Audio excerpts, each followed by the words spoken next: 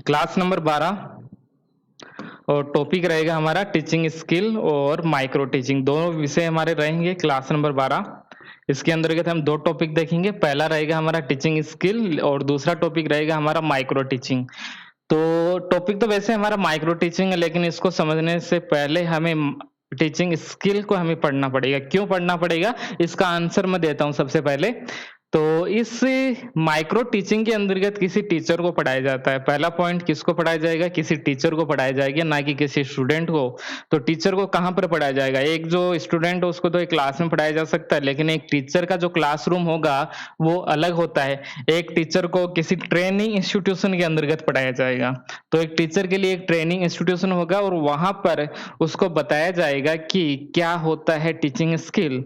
तो एक टीचर के अंतर्गत, यानी टीचर तो बना नहीं है अभी, तो वो स्टूडेंट ही रहता है, तो वहां पर उसको सिखाया जाएगा कि एक बेहतर टीचिंग कैसी की जा सकती है, एक बेहतर टीचिंग स्किल क्या होती है, क्लासरूम में किस रूप में आपको पढ़ाना चाहिए। ओके, आपके पास में जो भी इंस्ट्रूमेंट है उसका बेहतर प्रयोग आप कैसे कर सकते हो, किस प्रकार से इंटरेक्शन आपको करना है, किस प्रकार से आपको करना है, किस प्रकार से आपका डेमोन्स्ट्रेशन होना चाहिए, अपना हाव भाव होता है, अपना प्रदर्शन होता है, किस प्रकार से आपका बॉडी लैंग्वेज होता है। तो ये सब आपको सिखाया जाता है। तो ये सब कहाँ पर सिखाया जाएगा, एक टीचर को यहाँ पर सिखाया जाएगा ट्रेनिंग इंस्टीट्यूशन के अंतर्गत। तो यही हमें माइक्रो टीचिंग के अंतर्गत पढ़ना होता है कि जो ट्रेनिंग इंस्टीट्यूशन है वहां पर स्किल का डेवलपमेंट किया जाएगा। यहाँ पर जो एक टीचर है उसमें स्किल का डेवलपमेंट किया जाएगा, लेकिन किस प्रकार के स्किल, ये टॉपिक हम सबसे पहले समझते हैं कि एक टीचर के जो स्किल होते हैं पढ़ाने के वो कौन से होने चाहिए। ओके, तो बेहतर स्किल क्या हो सकता है, इसके ऊपर हमारा फोकस रहेगा सबसे पहले। उसके बाद ही हम टीचिंग, जो माइक्रो टीचिंग होती है उसको हम समझ सकते हैं। तो टॉपिक है हमारा टीचिंग स्किल। तो टीचिंग स्किल के अंतर्गत एक टीचर को किसी इंस्टीट्यूशन के अंतर्गत लेके जाएंगे और वहाँ का जो इंस्टीट्यूशन होता है ट्रेनिंग इंस्टीट्यूशन हम बोलते हैं, और वहाँ पर उसके व्यवहार में चेंज करने का प्रयास किया जाएगा। पहले यदि उसको ठीक से पढ़ाना नहीं आता है तो उसको बताया जाएगा कि कैसे पढ़ाया जाता है, क्लासरूम में किस प्रकार से पढ़ाना चाहिए। तो इस प्रकार से एक टीचिंग स्किल का यहाँ पर डेवलपमेंट किया जाएगा। तो कौन कौन से टीचिंग स्किल होते हैं, कौन कौन से होते हैं, इन सब के बारे में सबसे पढ़ लेते हैं कि कौन सा, जहां पर इंस्टीट्यूशन में वो जाएगा लेकिन वहां पर पढ़ेगा क्या जाके, आखिर उसमें डेवलपमेंट किस प्रकार के उसको करना होगा, तो वो हम सबसे पहले देख लेते हैं। तो शिक्षण कौशल क्या होता है, शिक्षण कौशल यानी टीचिंग स्किल प्रत्यक्ष रूप से अध्यापक अधिगम को सरल एवं सहज बनाने के उद्देश्य से किए जाने वाले शिक्षण कार्यों का व्यवहार का समूह है। शिक्षण कौशल या अध्यापन कौशल कहलाता है। यानी एक जो विद्यार्थी है उसकी जो लर्निंग प्रोसेस है उसको कैसे ज्यादा किया जाए, एक क्लासरूम को कैसे इंटरेस्टिंग बनाया जाए, इन सबको सिखाया जाएगा, उन सबको सिखाया जाएगा एक टीचर को। तो वो जो प्रोसेस होती है, सिखाने की जो प्रोसेस होती है उसको हम माइक्रो टीचिंग कहते हैं। और जो स्किल होती है, स्किल होता है, तो स्किल के अंतर्गत क्या होगा, एक टीचर के व्यवहार में यहाँ पर चेंज किया जाएगा। तो एक टीचर का जो व्यवहार है, मान लेते हैं पहले अलग तरह से व्यवहार किया जाता था, जिसका अर्थ हो गया कि उसको यदि ठीक से पढ़ाना नहीं आता है तो उसका व्यवहार अलग तरीके से हो गया। अब उसके व्यवहार के अंतर्गत चेंज किया जाएगा कि आप ठीक से पढ़ाइए गुरुदेव। ओके, तो जो गुरुजी होते हैं तो गुरुजी को भी सीखना होता है कि कहाँ, कैसे, किस रूप में, किस बच्चे को किस प्रकार से पढ़ाया जाना चाहिए। तो शिक्षण एक विज्ञान है, टीचिंग इतना आसान नहीं होता। टीचिंग एक साइंस भी है और एक आर्ट भी है, ये एक विज्ञान भी होता है, एक कला होता है। इसको सिखाया जा सकता है, टीचिंग को सिखाया जा सकता है, कहाँ पर, किसी ट्रेनिंग इंस्टीट्यूशन के अंतर्गत। और यहाँ पर जो स्किल का डेवलपमेंट है वो किसी एक ट्रेनिंग स्कूल के अंतर्गत किया जाएगा। तो यदि ये साइंस है तो साइंस को हम सीख सकते हैं, साइंस का जो है एक्सपेरिमेंट हम कर सकते हैं, बेहतर किस प्रकार से हम पढ़ा सकें, इन सबको सिखाया जा सकता है। तो इस आधार पर प्रशिक्षण द्वारा अच्छे शिक्षक तैयार किए जा सकते हैं। यदि हम उसको ट्रेंड करेंगे तो एक अच्छे गुरुजी का निर्माण किया जा सकता है। उनमें टीचिंग के लिए जो आवश्यक कौशल होते हैं उसको विकसित किया जा सकता है और इन्हीं कौशल का उपयोग कर कक्षा में प्रभावी शिक्षण कर एक अच्छा शिक्षक बन सकता है। तो ऐसी बात नहीं होती है। टीचिंग का जो स्किल होता है, कुछ स्किल होता है जो उनको जन्म के साथ में मिलते हैं, इस पॉइंट को भी नोट कीजिए आप। कुछ टीचिंग स्किल होता है जो जन्म के साथ में प्राप्त होते हैं और कुछ स्किल होते हैं जिनका हमें डेवलपमेंट करना होता है। तो आप यदि इस प्रकार से क्वेश्चन आए कि टीचिंग स्किल, सभी प्रकार के टीचिंग स्किल क्या जन्मजात होते हैं, क्या बाय बर्थ होते हैं? नहीं, सभी प्रकार के नहीं होते। कुछ स्किल होते हैं, कुछ टीचर के अंतर्गत कुछ कुछ उनका एक ऐसा व्यवहार होता है जो बेहतर पढ़ा सकता है। कुछ बचपन से होता है, कुछ बाय बर्थ होता है और कुछ को सीखा जा सकता है। लेकिन सभी प्रकार का जो टीचिंग स्किल है वो बाय बर्थ नहीं होता है, कुछ यहाँ पर सीखा जाता है और कुछ इनको जन्म से ही प्राप्त होता है, कुछ सोसाइटी से वो सीख सकता है। तो इस प्रकार से आप अपना क्वेश्चन को करना है। तो टीचिंग कौशल किस प्रकार का होना चाहिए, कौन-कौन सा जो टीचिंग है वो स्किल होता है? तो पहला है यहाँ पर प्रस्तावना कौशल। पहला वो टीचिंग है, कौन-सा है? टीचिंग स्किल के अंतर्गत पहला है प्रस्तावना। प्रस्तावनीयन प्रस्तावना यानी एक टीचर यदि क्लास में आता है तो क्लास में उसको किस रूप में पढ़ाया जाना चाहिए। एक क्लास में टीचर आता है तो वो स्टूडेंट के साथ में प्रारंभिक रूप में किस प्रकार की एक्टिविटी करेगा। ऐसा नहीं कि क्लास में गुरुजी आए और डायरेक्ट ही पॉइंट बताने लग गए किसी विषय के बारे में, ऐसा नहीं करना चाहिए। टीचर जैसे ही क्लासरूम में आए सबसे पहले उसको स्टूडेंट से बात करना चाहिए। स्टूडेंट से बात करना चाहिए और उस बातचीत के द्वारा ये जानने का प्रयास करना चाहिए कि जो बालक बैठा है, जो लर्नर बैठा है, विद्यार्थी बैठा है, उसको कितना ज्ञान है। उसको पता करना चाहिए कि इस विद्यार्थी ने पहले इनसे कुछ आता है कि नहीं आता है। यदि मैं कोई टॉपिक पढ़ा रहा हूँ तो इससे जुड़ी हुई जो जानकारी पहले उनको है कि नहीं। और गुरुजी जब ये जान लेंगे कि इस विद्यार्थी को थोड़ा बहुत आता है, तो वो थोड़ा-सा बैकग्राउंड के साथ में पढ़ाना शुरू करेगा और फिर उसको वर्तमान में जो टॉपिक पढ़ा रहा है, प्रेजेंट टाइम में जो भी टॉपिक पढ़ा रहा है, उसको पहले के नॉलेज के साथ में कनेक्ट करेगा। तो इस टीचिंग स्किल के अंतर्गत जो प्रस्तावना टीचिंग स्किल होता है, इसके अंतर्गत सबसे पहले जो टीचर है वो ये जानने का प्रयास करेगा कि छात्र को, जो एक बालक है उसको कितना नॉलेज है अपने विषय के बारे में। तो पहले नॉलेज जानने का प्रयास करेगा और उसके बाद में वो पढ़ाने की प्रोसेस शुरू करेगा। तो सबसे पहले क्या करेगा, आते ही क्लासरूम में अपने स्टूडेंट से कुछ क्वेश्चन पूछेगा और ये जो क्वेश्चन है लगभग 5 से 7 मिनट ये पूछेगा। बातचीत करेगा कि उनको कुछ आता है कि नहीं आता है। उनका जो नॉलेज है वो चेक करेगा कि नॉलेज इन स्टूडेंट्स को कितना नॉलेज है, कितना आता है, कितना नहीं आता है। उसको ध्यान में रखते हुए अपना जो सब्जेक्ट है, अपना जो विषय है उसकी शुरुआत यहाँ पर की जाएगी। तो ये होता है यहाँ पर प्रस्तावना कौशल, जिसको हम, ये भी एक प्रस्तावना यानी शुरुआत में क्या करना चाहिए एक टीचर को। क्लास में आते ही उसको क्या करना चाहिए, तो आते ही सबसे पहले अपने स्टूडेंट से बात करनी चाहिए, उनसे क्वेश्चन पूछने चाहिए, ओके। और क्वेश्चन पूछ के ये जानना चाहिए कि इनके स्टूडेंट, हमारे जो स्टूडेंट हैं, उनको कितना आता है, कितना नहीं आता है। जब ये पता चल जाएगा तो पढ़ाना काफ़ी आसान हो जाएगा। तो ये टीचर का स्किल होता है। पहला स्किल समझ में आ गया होगा। दूसरा स्किल, क्लास में जब आएगा, एक टीचर जब आता है तो उसको अपने विषय के बारे में, उसका क्या उद्देश्य होता है, जो पढ़ा रहा है वो कोई सब्जेक्ट पढ़ा रहा है या कोई टॉपिक पढ़ा रहा है, उसका पर्पज़ क्या है। तो यहाँ पर उद्देश्य बताना होगा, उस विषय को पढ़ाने का क्या उद्देश्य है। तो सबसे पहले एक टीचर को उद्देश्य बताना होगा कि जो हम पढ़ा रहे हैं उसका पर्पज़ ये है।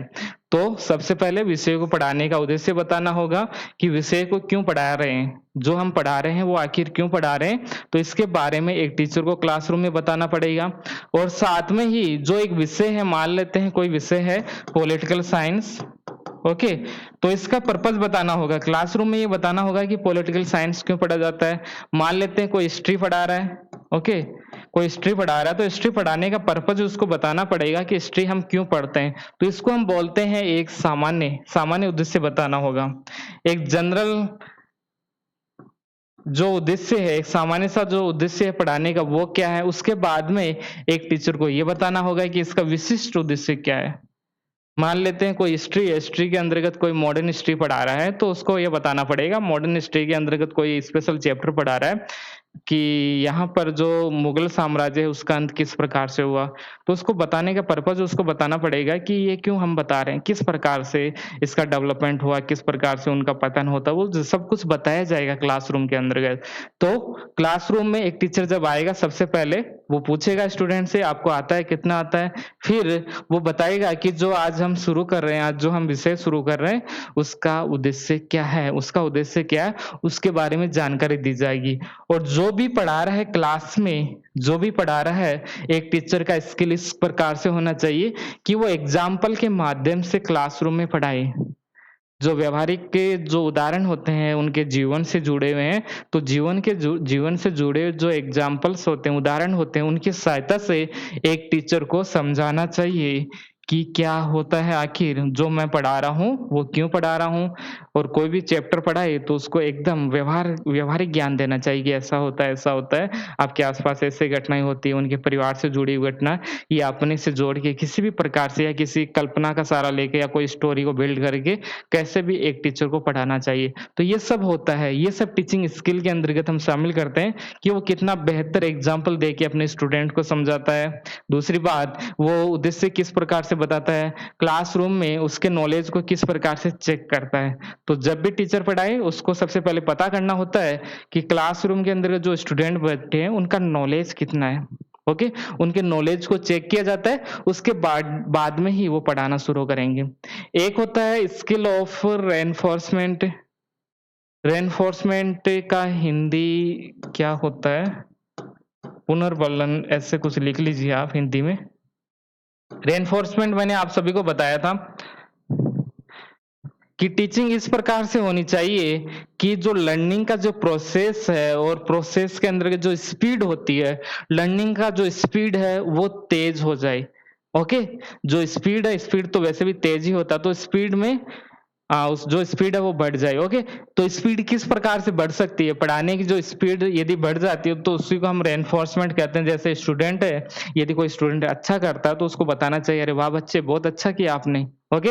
उसको गुड देना चाहिए, वेरी गुड देना चाहिए, "बहुत अच्छा कर रहे हो।" क्लास में ऐसे क्लैप करना चाहिए, "ये जो बच्चा बहुत अच्छा कर रहा है।" इससे क्या होगा, उनमें रेनफोर्समेंट होगा, उसमें जो पढ़ने की जो गति है वो बढ़ जाएगी, वो ज़्यादा से ज़्यादा पढ़ेगा, ज़्यादा से ज़्यादा वो लर्निंग करेगा। तो एक टीचर में ये भी स्किल होना चाहिए कि क्लासरूम में वो अपने स्टूडेंट को किस प्रकार से डील कर रहा है। स्टूडेंट कई प्रकार से होते हैं, उनके साथ में किस प्रकार का व्यवहार कर रहा है और व्यवहार इस प्रकार से होना चाहिए कि जो लर्निंग का स्पीड है वो ज़्यादा हो जाए, जो लर्निंग का स्पीड है वो ऊपर की तरफ जाए, पॉजिटिव हो जाए। ओके? जो स्पीड है वो ऊपर की तरफ जाए, इस प्रकार से एक क्लासरूम में पढ़ाना चाहिए।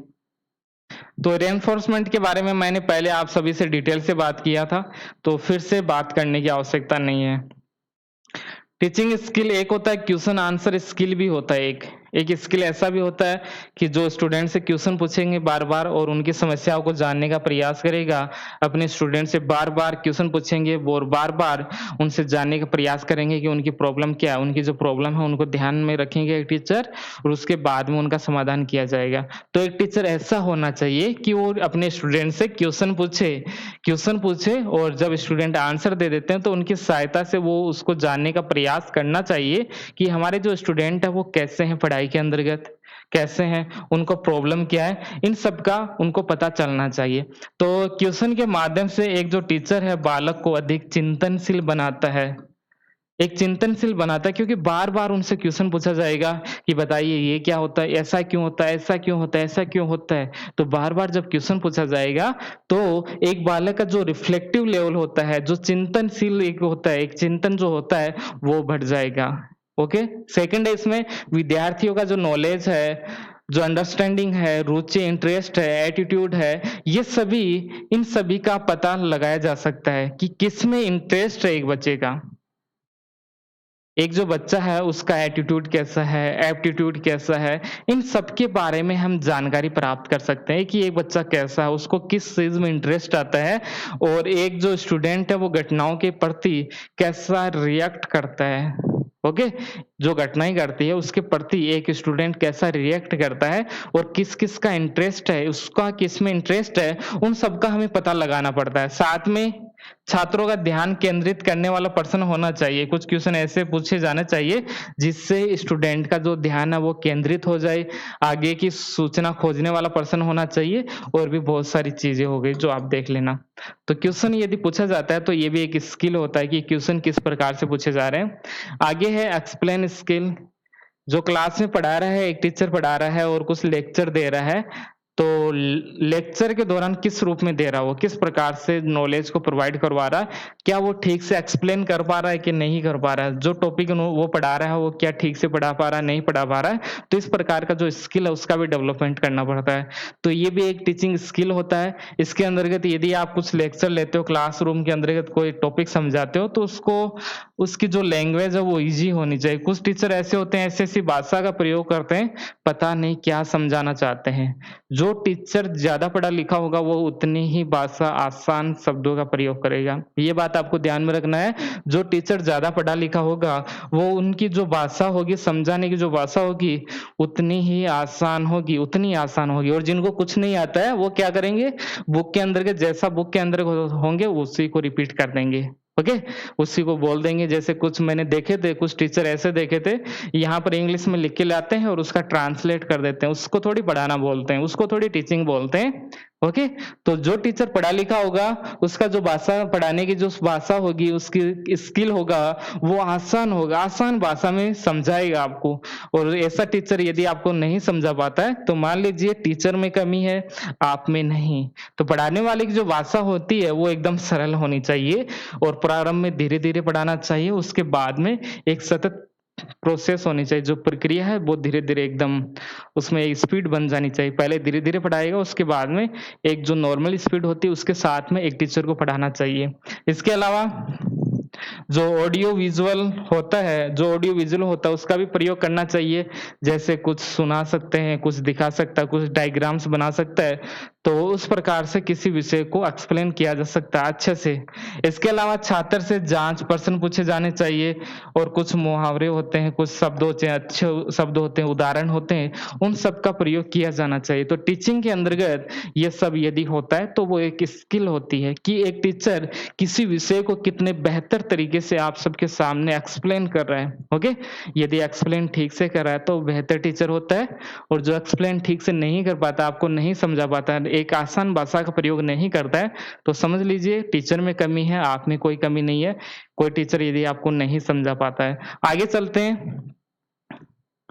आगे कुछ और है, स्किल ऑफ स्टिमुलस वेरिएशन। ये सब हमने देख लिया है कि क्या होता है। ये सब पर हमने बात किया पहले।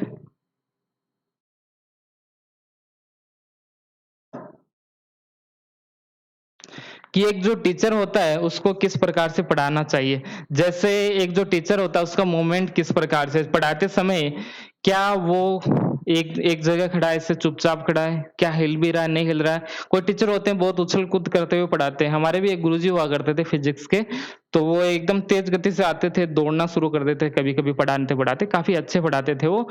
तो कुछ टीचर होते हैं, तो टीचर का जो मूवमेंट होता है कि एक टीचर किस प्रकार से आपको पढ़ाता है, तो वो काफ़ी महत्वपूर्ण होता है, आपको अट्रैक्ट करता है। जो स्टूडेंट है, वो अट्रैक्ट होते हैं टीचर के प्रति यदि टीचर काफ़ी अच्छा मूवमेंट कर रहा है। इसके अलावा जो स्वर है, जो स्पीच होता है, स्पीच किस प्रकार से होना चाहिए। जैसे एक गुरुजी हुआ करते थे, हमारे हिंदी के हुआ करते थे, बीच-बीच में इतने ज़ोर से वो बोलते थे, काफ़ी ज़ोर से वो बोलते थे। तो क्या होता था, सभी स्टूडेंट उनकी तरफ देखना लग जाते थे, आखिर हो क्या गया। क्लास में 3 से 4 बार वो इतनी ज़ोर से बोलते थे। तो आपका जो स्पीच होता है, स्पीच का जो पैटर्न है वो किस प्रकार से है। तो स्पीच का जो पैटर्न है वो भी काफ़ी महत्वपूर्ण है, इन सबको सीखा जाता है। इसके अलावा इंटरेक्शन स्टाइल किस प्रकार से, आप अपने स्टूडेंट से किस प्रकार इंटरेक्ट हो रहे हो। ओके, स्टूडेंट और जो टीचर है उनके बीच में कैसा इंटरेक्शन हो रहा है, तो ये भी एक स्किल होता है। और क्लासरूम में कभी-कभी क्या होता है, टीचर एकदम से चुप हो जाता है, एकदम साइलेंट हो जाता है, बोलता ही नहीं है, तो स्टूडेंट उनकी तरफ देखते रहते हैं, टीचर 2-3 मिनट चुप रहते हैं। जिससे क्या होता है, क्लास में क्या होता है, छोटी क्लासों के अंतर्गत स्टूडेंट बातें करना शुरू कर देते थे जब टीचर पढ़ाते थे। तो टीचर क्या करता था, एकदम चुप हो जाता था और फिर स्टूडेंट भी आपस आपस में जो बातचीत करते थे वो चुप हो जाते थे। इससे क्या होता है, इससे ठीक रहता है। जो अनुशासन है छोटे क्लासों में ये काफ़ी महत्वपूर्ण होता है। जब एक टीचर चुप हो जाता है तो अनुशासन बना रहता है, एकदम डिसिप्लिन में आ जाता है स्टूडेंट के बीच में कि गुरुजी अचानक से साइलेंट कैसे हो गए। तो ये सभी सीखा जाता है, एक प्रोसेस होती है, प्रोसेस के तहत इन सबको सीखा जाता है। हालाँकि हमने अभी तक ऐसी कोई ट्रेनिंग नहीं लिया है, जो पढ़ाने की जो ट्रेनिंग नहीं लिया है, इसलिए कुछ कमियाँ हैं अभी तक, जिस पर काम किया जा रहा है। आगे आने वाले समय में इन सबको ठीक कर दिया जाएगा, धीरे-धीरे सुधार हो रहा है, काफ़ी कुछ हो रहा है। तो ये हो गया इंटरेक्शन किस प्रकार से होता है, गुरुजी चुप रहते हैं, नहीं रहते हैं। इसके अलावा यहाँ पर टीचर का जो एक्टिविटी है, किस प्रकार से गुरुजी करते हैं क्लासरूम में, तो ये सब होता है स्टिमुलस वेरिएशन जिसको हम कहते हैं। इसमें क्या हो गया, मैंने आपको बताया था जो उद्दीपन होता है उसके अंतर्गत हम देखकर सीखते हैं। जो लर्निंग है वो किस प्रकार से होती है, देख के सीखते हैं। लेकिन यहाँ पर जो टीचिंग का जो स्किल है, यहाँ पर हम इसको इस रूप में समझ सकते हैं, देख के तो हम सीख रहे हैं, लेकिन यहाँ पर स्किल के रूप में यदि हम इसको पढ़ेंगे तो गुरुजी को देख रहे हैं कि गुरुजी क्या कर रहे हैं। ओके, गुरुजी एक्शन किस प्रकार से कर रहे हैं, गुरुजी घूम रहे हैं, नहीं घूम रहे, क्लास के अंतर्गत कोई जोक सुना रहे हैं, कुछ कविता पढ़ रहे हैं। ओके, कुछ होते हैं शायरी पढ़ना शुरू कर देते हैं, कुछ जोक होता है, ये सब करते हैं तो स्टूडेंट को अच्छा लगता है और स्टूडेंट को पढ़ने में भी मजा आ जाता है उस समय।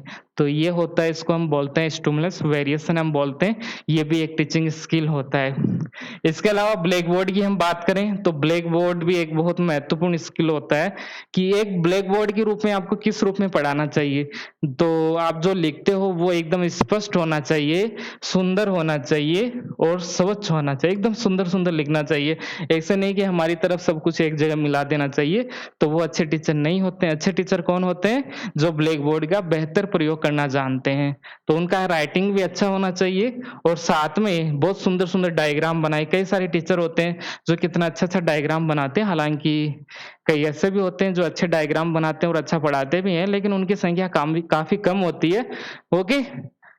इसके अलावा जो आप अक्षरों का आकार होता है, जो आप लिखते हो, वर्ड जो भी लिखते हो, उसका आकार किस प्रकार से लिख किस प्रकार से रहे हो, उन सबको भी हम शामिल करते हैं। तो ब्लैक बोर्ड का प्रयोग किस रूप में करते हो? तो ब्लैक बोर्ड का प्रयोग बेहतर रूप में करना चाहिए। एक टीचर के द्वारा ब्लैक बोर्ड का प्रयोग किया जाना चाहिए। लेकिन आप देखोगे हायर एजुकेशन के अंतर्गत आप देखते हो, तो हायर एजुकेशन के अंदर गुरुजी आएँगे एकदम चुपचाप बैठे रहते हैं। एक गुरुजी तो ऐसे थे कि पूरी साल के अंतर्गत उन्होंने पेन भी हाथ में नहीं लिया।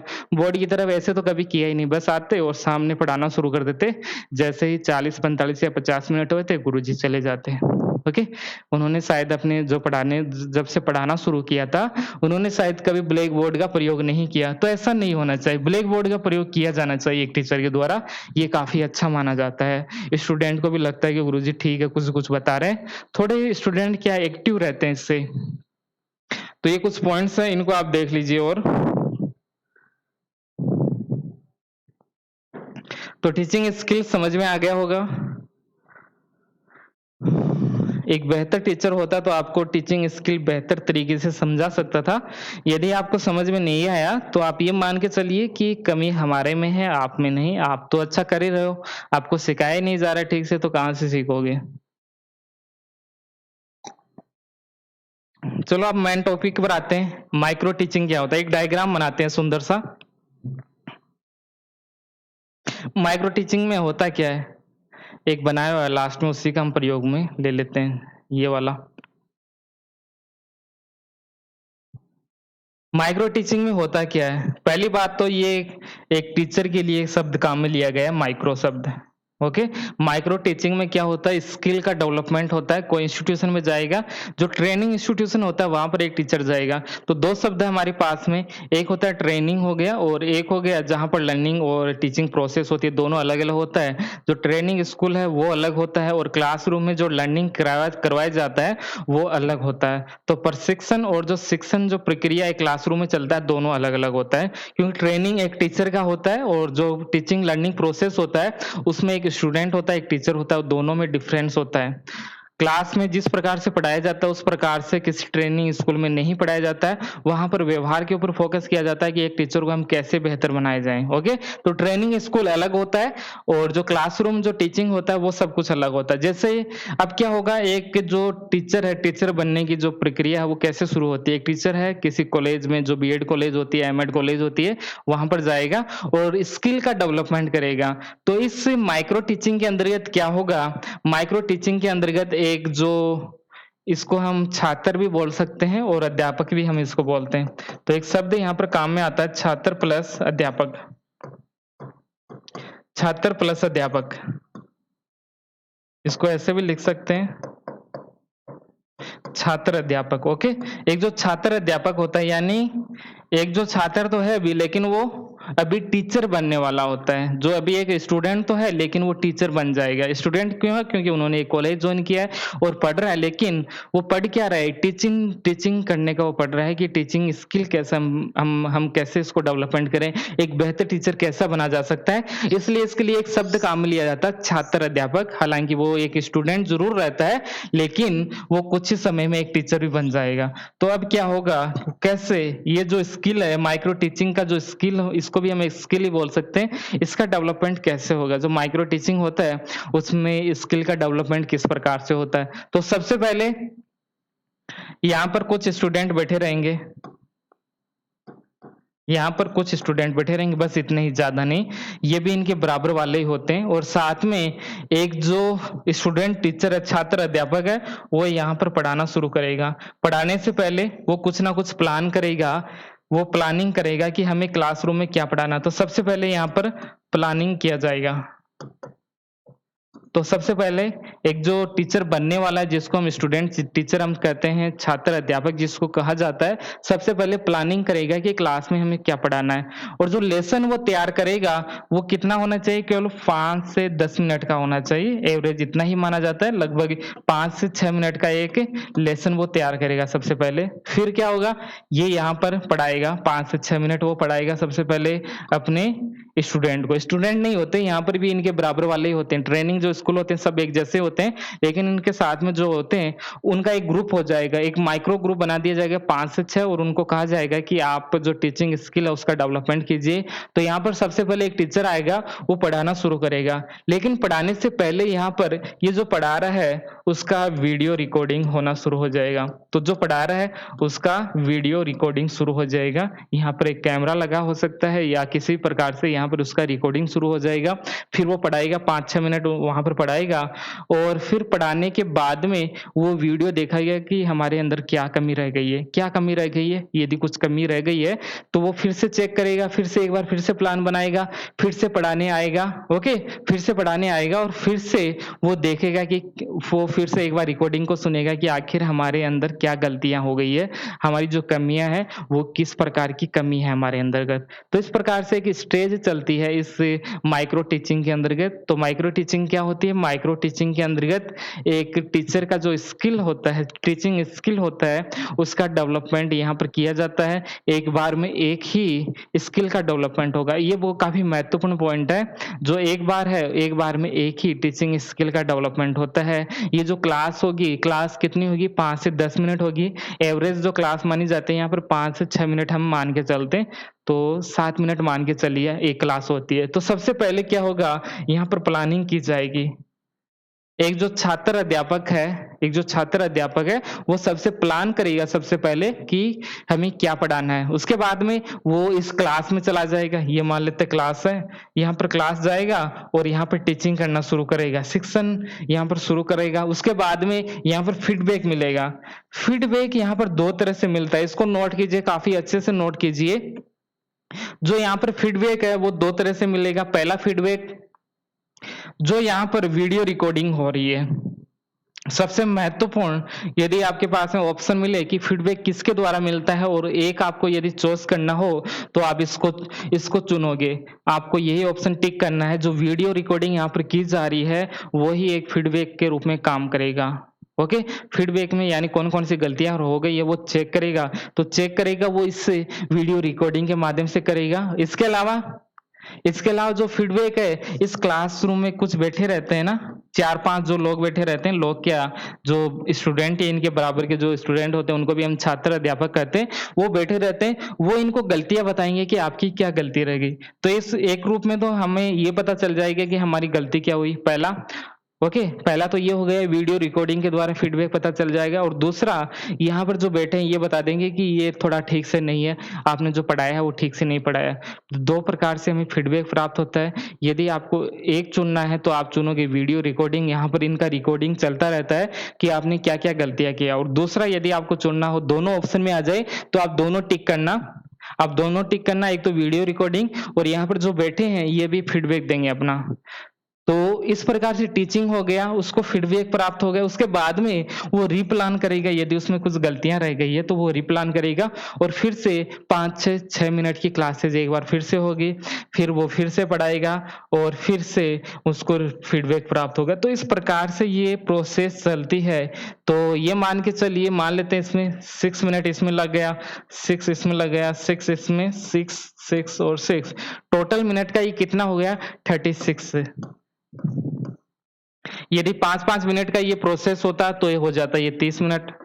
यदि 7 मिनट का होता तो ये हो जाता 42 मिनट। तो ये फिक्स नहीं है कि कितना मिनट का होना चाहिए, हम मान के चलते हैं 5 से 10 मिनट का होता है, इतना ही होता है, इससे ज़्यादा नहीं होता। 5, 6, 7 मिनट सामान्यतः ये माना जाता है। एक छोटा-सा लेसन तैयार करेगा और वहाँ पर वो पढ़ाएगा। तो यही होता है माइक्रो टीचिंग। माइक्रो टीचिंग के अंतर्गत जो पढ़ाने की जो स्किल होती है, टीचिंग स्किल होती है, उसको बेहतर करने का प्रयास किया जाता है। उसको हम कैसे बेहतर कर सकते हैं, तो उसी को हम कहते हैं माइक्रो टीचिंग। तो माइक्रो टीचिंग के अंतर्गत जो स्टेज है, स्टेज से क्वेश्चन पूछा जा सकता है कि स्टेज क्या-क्या होती है।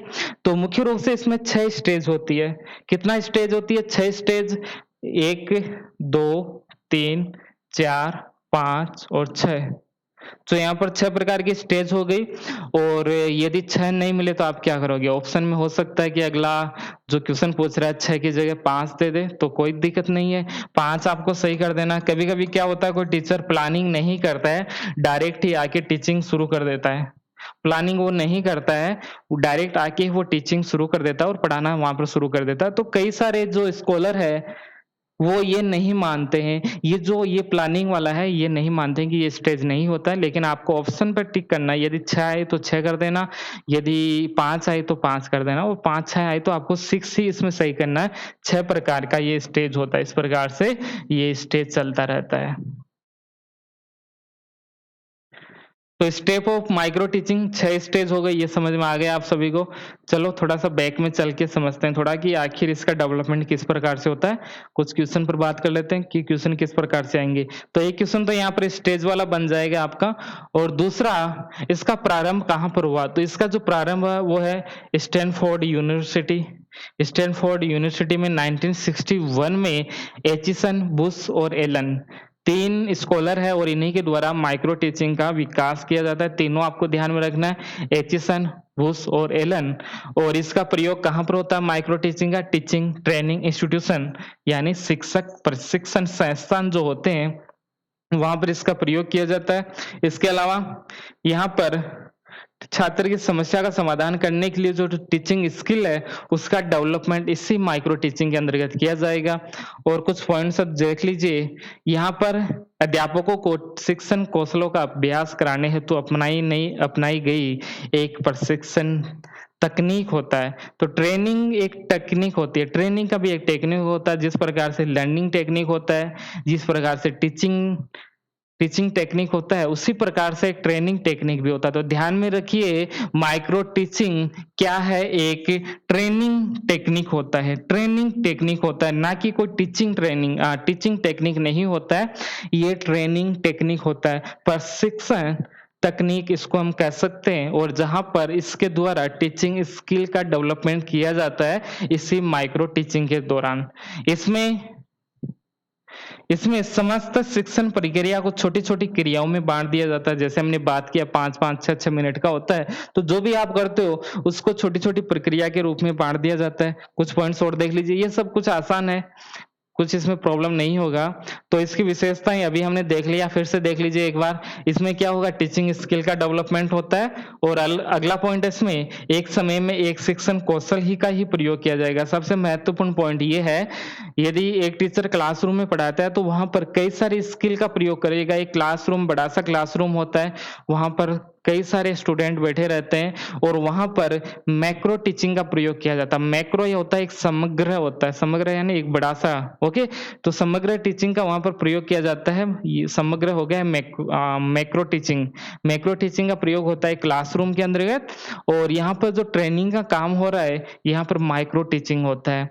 कितना समय पढ़ाएगा, तो गुरुजी 5 से 10 मिनट यहाँ पर पढ़ाएंगे। यहाँ पर एक लैब होती है, उनको फीडबैक मिलता है और जो फीडबैक होता है वो जल्दी से मिल जाता है। जैसे हमने बात किया, जैसे उसका क्लास हुआ उसके 5 से 6 मिनट में उनको फीडबैक मिल जाता है। या वो वीडियो भी देख सकता है, 5-6 मिनट का वीडियो है तो 5-6 मिनट में ही फीडबैक मिल जाता है। वो देखता है कि हमारे अंदर क्या क्या गलतियां होती है और फिर वो रीप्लान करता है, फिर रीटीचिंग करता है और फिर री फीडबैक लेता है। तो इस प्रकार से वो प्रोसेस चलता रहता है। तो इसमें जो फीडबैक है वो जल्दी से मिल जाता है।